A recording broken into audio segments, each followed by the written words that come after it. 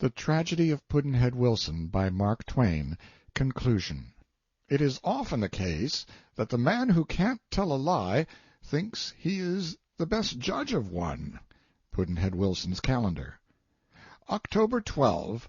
The Discovery. It was wonderful to find America, but it would have been more wonderful to miss it. Pudd'nhead Wilson's Calendar.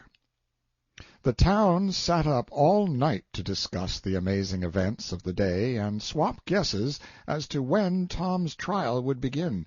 Troop after troop of citizens came to serenade Wilson and require a speech, and shout themselves hoarse over every sentence that fell from his lips, for all his sentences were golden now, all were marvelous. His long fight against hard luck and prejudice was ended.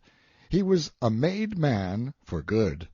And as each of these roaring gangs of enthusiasts marched away, some remorseful member of it was quite sure to raise his voice and say, "And this is the man the likes of us have called a Pudd'nhead for more than 20 years.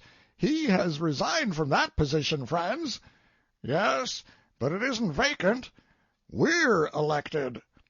The twins were heroes of romance now, and with rehabilitated reputations, but they were weary of Western adventure, and straightway retired to Europe. Roxy's heart was broken. The young fellow upon whom she had inflicted 23 years of slavery continued the false heir's pension of $35 a month to her, but her hurts were too deep for money to heal. The spirit in her eye was quenched, her martial bearing departed with it, and the voice of her laughter ceased in the land. In her church and its affairs she found her only solace. The real heir suddenly found himself rich and free, but in a most embarrassing situation.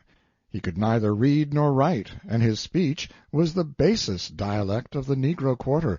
His gait, his attitudes, his gestures, his bearing, his laugh, all were vulgar and uncouth. His manners were the manners of a slave. Money and fine clothes could not mend these defects or cover them up. They only made them more glaring and the more pathetic. The poor fellow could not endure the terrors of the white man's parlor, and felt at home and at peace nowhere but in the kitchen. The family pew was a misery to him. Yet he could never more enter into the solacing refuge of the nigger gallery that was closed to him for good and all. But we cannot follow his curious fate further. That would be a long story. The false heir made a full confession and was sentenced to imprisonment for life. But now a complication came up. The Percy Driscoll estate was in such a crippled shape when its owner died that it could pay only 60% of its great indebtedness, and was settled at that rate. But the creditors came forward now and complained that, inasmuch as through an error for which they were in no way to blame, the false heir was not inventoried at the time with the rest of the property, great wrong and loss had thereby been inflicted upon them. They rightly claimed that Tom was lawfully their property, and had been so for 8 years, that they had already lost sufficiently in being deprived of his services during that long period, and ought not to be required to add anything to that loss; that if he had been delivered up to them in the first place, they would have sold him, and he could not have murdered Judge Driscoll. Therefore, it was not that he had really committed the murder. The guilt lay with the erroneous inventory. Everybody saw that there was reason in this. Everybody granted that if Tom were white and free it would be unquestionably right to punish him. It would be no loss to anybody. But to shut up a valuable slave for life, that was quite another matter.